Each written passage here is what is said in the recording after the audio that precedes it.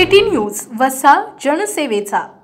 बुलढाण्यातील 17 वर्ष 10 महिने वय असलेल्या बीएससी फर्स्ट इयरच्या विद्यार्थिनीला प्रेमाच्या जाळ्यात ओढून छत्रपती संभाजीनगर येथून अपहरण करणाऱ्या कुख्यात गुन्हेगाराला अकोला पोलिसांनी नाट्यमय कारवाईत पकडलाय। डाबके रोड पोलिसांनी अकोला शहरातील एसबीआय बँकेसमोर नाकेबंदी करत थरारक सिनेस्टाईल पाठलाग करून गुन्हेगाराला जेरबंद केलाय। अपहरित मुलीचे वडील खासगी नोकरी करतात। ते 21 फेब्रुवारीला पत्नी आणि मुलीसह छत्रपती संभाजीनगर येथील गुगलाणी हॉस्पिटलमध्ये उपचारासाठी गेले होते। मुकुंदवाडी बस स्थानकावर थांबले असताना मुलगी बाथरूमला जात असल्याचं सांगून निघाली।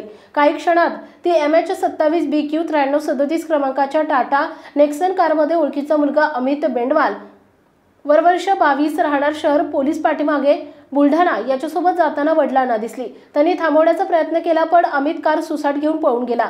मुलगी बेपत्ता असल्याने वडिलांनी 23 फेब्रुवारीला छत्रपती संभाजीनगर पोलिसांकडे तक्रार दाखल केली। तात्काळ शोध मोहीम सुरू झाली। बुलढाणा, अकोला, जालना, छत्रपती संभाजीनगर पोलिसांना सतर्क करण्यात आले। अखेर 26 फेब्रुवारीला डायल 112 वर माहिती मिळाली की आरोपी अमित मुलीला घेऊन अकोला शहरात जात आहे। डाबके रोड पोलीस ठाण्याचे पोलीस उपनिरीक्षक संजय पहुरकर यांच्या पथकाने कारचा पाठलाग सुरू केला। महाशिवरात्रीनिमित्त गर्दीचा फायदा घेऊन आरोपी वेगाने निघून जाण्याचा प्रयत्न करत होता। पोलिसांनी चतुराईने दुसरी टीम एसबीआय बँकेसमोर नाकेबंदीसाठी उभी केली।